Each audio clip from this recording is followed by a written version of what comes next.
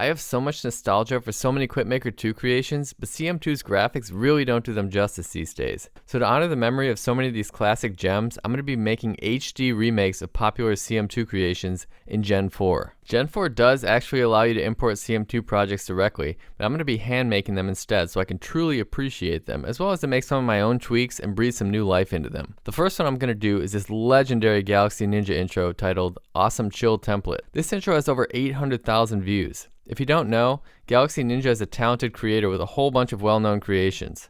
This template was uploaded all the way back in 2016, making it one of the earlier CM2 templates. Okay, so jumping right into CM2, we have a fairly straightforward early CM2 template. We have the particles in the background, we have the wires spinning by, and then most of the animation is going to be done by moving the camera and animating the effects. And occasionally the text is going to spin a little bit too. Starting out in a new Gen 4 project, I'm just going to name the project really quickly and then drop a scene clip right in the timeline. Double click it to open it up, and the first thing I'm going to add is a text your name from the original intro. Now you could do this with one text and use effectors to do all the spinning effects. I debated doing this, but I ended up going with two texts just to match the original intro. And now I'm just adjusting the text settings to get the text and the bevel looking pretty close to the original. Okay, I'm pretty happy with that. It's time to add some lights and materials. In CM2, it's common to add a whole bunch of lights all around your scene because in addition to creating lots of shiny specular highlights and making everything very bright, it also creates shadows and areas of darkness to simulate ambient occlusion. Since Gen 4 has a built-in ambient occlusion effect, I think I'm just going to try to stick to a couple of lights. And now I'm just going to add the sides of the text. This is done by duplicating the original text and then giving it a slightly larger bevel and then putting a different material on it to make the size of the text stand out. It's done in, 90% of 3D intros. In Gen 4, you can actually turn off the front and the back faces of your text objects so you don't get those glitchy artifacts where the two text objects overlap. I chose to go with the round bevel on the text here since I think it's a nice look. It's a little different from the original, but CM2's bevels are pretty basic, so I think it's a reasonable upgrade to make. Another really neat feature in Gen 4 is that you can copy materials by reference, so that way anytime I change the material on one of my duplicates, the other one changes as well. In CM2, if you had multiple objects with the same material on it and you wanted to change the color or the texture, you had to go change it on each one of those objects individually. Setting up reflections in CM2 is a bit convoluted. Most people put a textured sphere or something inside of a group and then set the group to reflections only. Then everything inside of that group would show up in your reflections. Here, I'm not going to do all that. Instead, I'm just going to set a random environment map on my material as a way to quickly get some nice reflections. Alright, a few tweaks later and it's looking pretty good. Now it's time to add the wires. Wires are just a preset geometry in CM2 and they're also available in Gen 4. There's a lot more options, but we're just going to be using a very simple circular wire.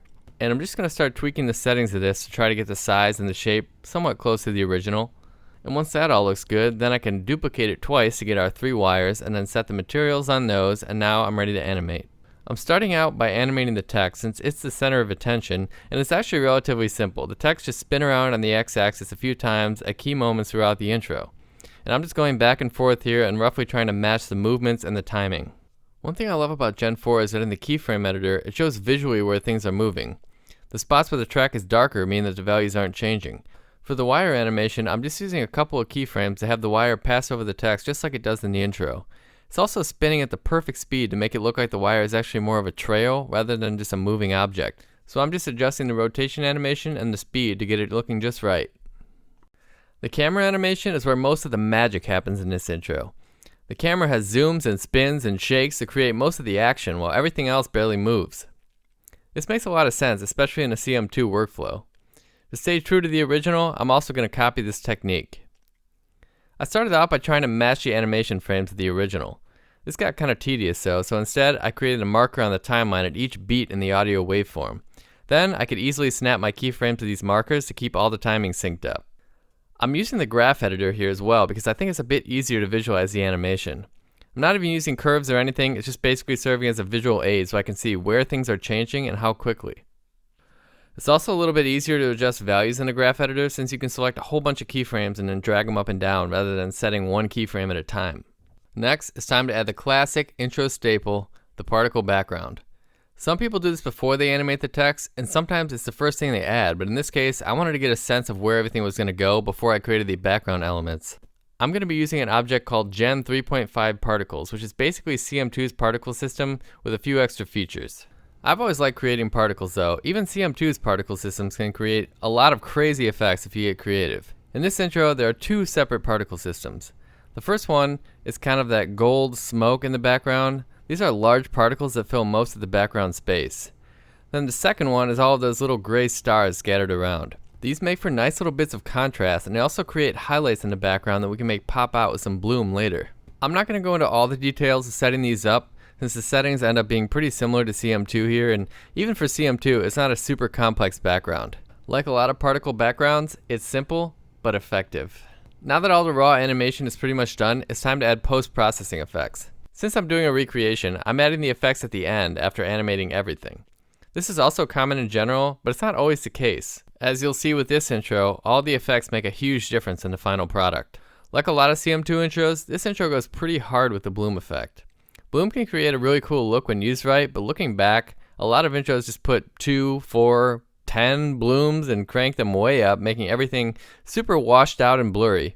So I'm just adjusting the different bloom settings, trying to keep the classic, intense, bloomy look while also making it just a little bit more refined. I'm just using a shutter effect to create the fade in from black at the beginning. And Gen 4 actually has a dedicated fade in effect, which is super simple. You just drop it on a clip and you can set the fade in time. You don't need any keyframes or anything. We're just going to do it the CM2 way today for fun. And there's another shutter effect for the black bars on the top and the bottom of the video. This is a stylistic thing that people sometimes do to make their intros look a little more cinematic. I'm not sure if it's quite as common these days, but back in the day it was used a lot.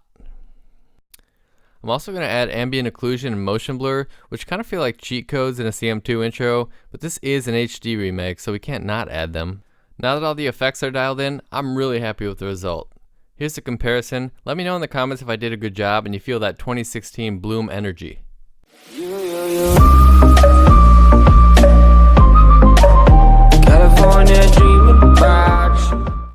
This next creation isn't an intro. It's called Subscribe Click Button Green Screen Effect for YouTube by Beast Mode 111.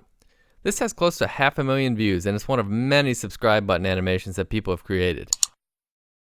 I like how the cursor changes, that was a nice touch, and the perfectly synced click animation, super satisfying. YouTube's subscribe button has changed a lot since this was made, so right away, we're going to modernize this a bit. The first thing I'm going to do is drop a green solid onto the timeline.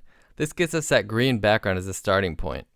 If we were making this to use directly in Gen 4 though, we wouldn't really need the green screen background, but this is really common in overlay animations like this, so you can render it and then easily remove the background in your editor when you want to add it on top of another video.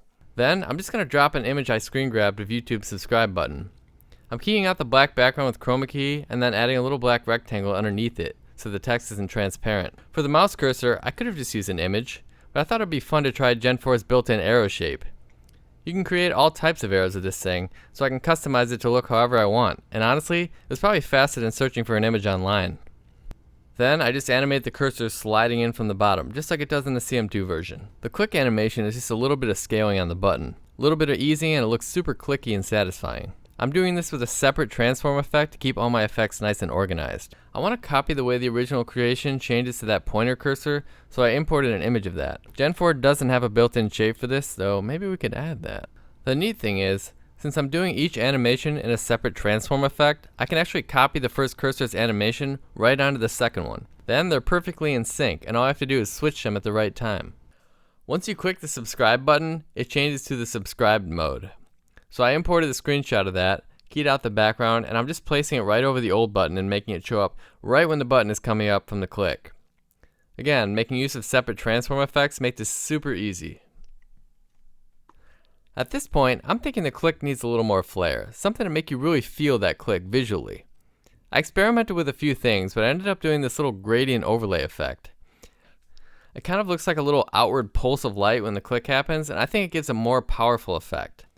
Since there's a bit of transparency going on, this effect might mess up removing the background if you're trying to key it out to put in a video, but for this remake, that's okay. I'm probably never going to use this in an actual video. Oh, look at that. That just feels good. I'm happy with that. The next part of the animation is clicking the bell. YouTube actually got rid of the bell though, so instead, I'm going to animate the menu that pops up. I took another screenshot of the menu, and I'm just going to key out the background just like I did before. I've added an effect to round off the corners of the menu nicely, and a shape to create the highlight over the currently selected item. I should point out that I'm keeping all of my separate components nested in separate sequences. That way they're easy to animate as a group and I can reuse different parts too. That will come in handy later, and it's also just a good practice when you're creating your animations. Gen 4 has a ton of different organization features, so don't forget to use them. I'm using a crop effect to make the menu slide open. Of course, the YouTube menu doesn't actually do this for real, but it's way more satisfying for our animation if we make it open gradually. Now, I can quickly duplicate some of my clicking transforms and effects to make the mouse click a few more times to show that it's enabling notifications. Nice and easy. Alright, and I think it's finally ready. Let's watch the completed render. And it looks really good, right? Those clicks are super crisp. Doesn't it just make you want to click that subscribe button and ring that bell? I know that I glossed over a lot of things as I was editing, so if you actually want to try these projects out for yourself and see more detail on how they were made, I'll put links in the description to both of them.